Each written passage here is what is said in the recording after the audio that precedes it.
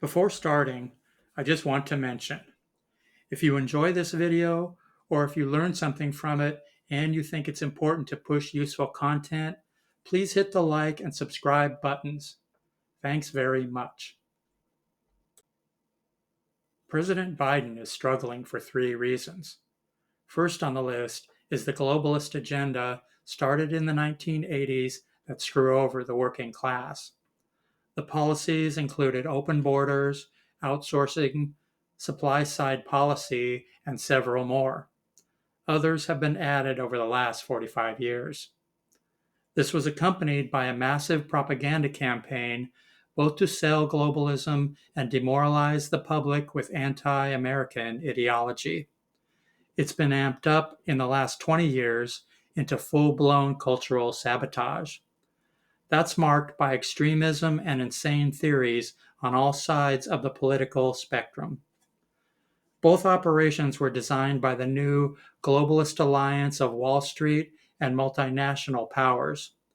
As we'll soon see, the influence of those powers is shown in both the policy agenda and the propaganda campaign. It's imperative to understand the whole operation, and it's all covered in the book. But one propaganda element has been to turn the public against the Democratic Party. Today, that engine is running at full throttle. That brings us to problem two. It's the complicity of mainstream liberals. They signed off on the class war against working people faster than you can say treachery and betrayal. Instead, they feature the brutal demands of global elites packaged with soft lighting and honey-coated rhetoric. Liberals were primed for this in the university, where they learned that skilled craftsmanship is inferior to a college education.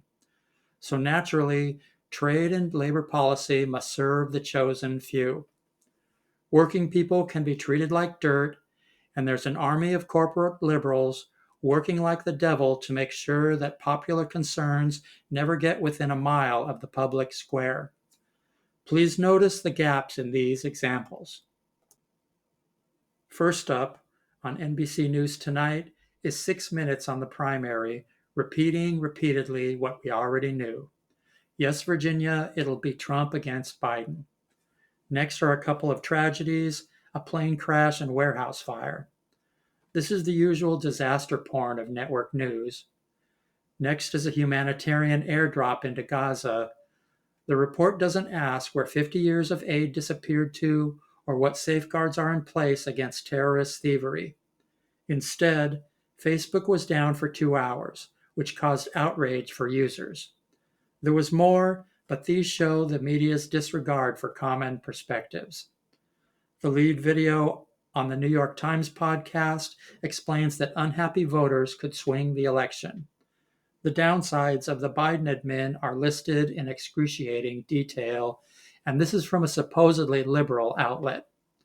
Voters are unhappy, they don't like inflation, Biden failed at the border and ran up the debt, he's old, he backs Israel, voters will stay home, etc., etc. Of course, we don't hear about the good job market, recovery from the COVID recession, reindustrialization of America, action on climate change, both parties' 50-year embrace of open borders, or the stalling game they're currently playing. Half of the items are brainless guesses, while the real issues, open borders, inflation, and reindustrialization, are unexplored and buried in trivia. While a guest on Sam Harris's podcast, Bret Stephens explains Trump's election with an epic journey through his college textbooks. These include Orwell, Havel, Sakharov, and others. He mentions theories like Stockholm Syndrome, the end of history, and dark psychological tropes, whatever those are. What any of this has to do with the presidential election is anyone's guess. It's another example of another college grad bending over backwards to ignore the facts. In the real world, Trump was elected by co-opting two working class issues, outsourcing and immigration. This was another Republican bait and switch operation, the same as the supply side policy that gets replayed every few years. But that doesn't matter. Since the liberal establishment don't address popular issues, working people have nowhere else to go. Problem 3 is also off the media's radar. The Democratic Party are under orders from their financial backers to throw elections. For 50 years, they've run half-assed campaigns, losing elections that they should and easily could have won. As a rule, popular issues and strong arguments are AWOL. They gave away the Supreme Court free of charge while their voters were seeing Bader Ginsburg as Gandhi in a dress. They adopted wokeism like a cute puppy, which is not only wrecking our institutions, but also alienating half the population. They're currently defending open borders for all they're worth and kissing the terror states' asses with far-left social justice delusions. Thus, we have the reasons that Trump is winning. First is the class war policies of the last 50 years. Next is the gross betrayal of working people by college-educated liberals. Last is the planned incompetence of the Democratic Party. The fix is obvious. We have to reform the Democratic Party, and we have to challenge the corporate narrative playing from every studio this side of CNN. Most importantly, we have to replace the elite globalist agenda with working class policy. So I've made 2 lists. They outline the corporate lies used to sell wokeism and globalism. They include fact-based rebuttals, and they offer common sense options that would reverse the decline faster than a hurricane on a double espresso. For all of these purposes, and because rational policy doesn't appear in corporate bandwidth, please share the lists across social media. Thanks very much. The media redefined open borders as a humanitarian program. That was easily done because welcoming the stranger is a core Western value, and the left jumped on board lickety-split. Though they despise Western culture, they're too dumb to know the source of their own values, and as a rule, the public don't know when they're being manipulated by media sociologists. Open borders is not about hospitality. It's about cheap labor. It transfers jobs to migrants and knocks down wages. It was designed by the aforementioned global coalition. For them, it's profits uber alles, even while society is turned into a third world nightmare. The fix is obvious. Immigration should be restructured to protect jobs and wages on behalf of working people and American minorities.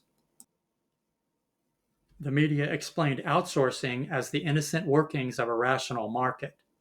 It's actually another Wall Street cash grab. As a side act, it also deindustrialized the country. The Inflation Reduction Act is a good start to reclaim construction jobs, jumpstart 21st century industry, fight global warming, and weaken the petrostates.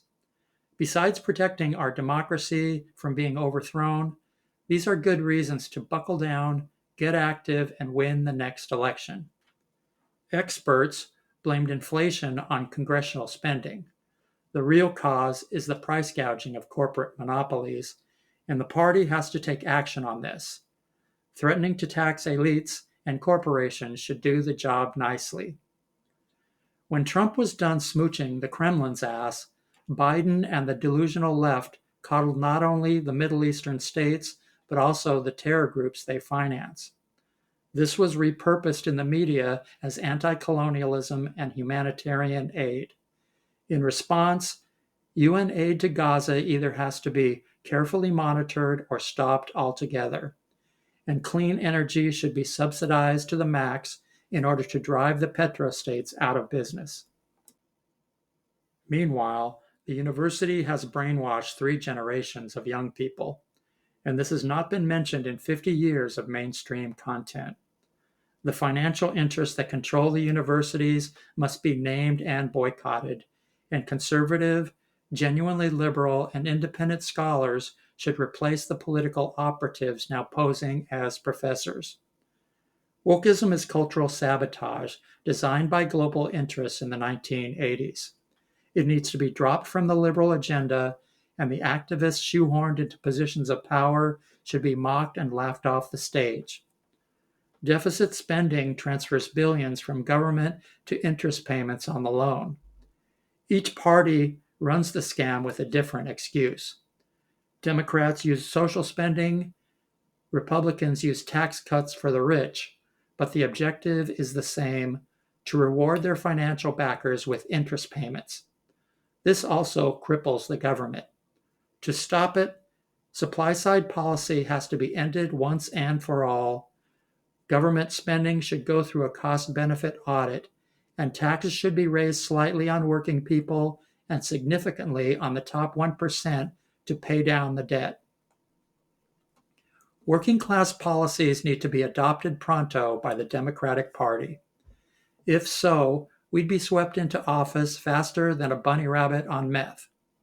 For that purpose, and because rational policy doesn't appear in corporate bandwidth, please share these lists across social media. Thanks very much.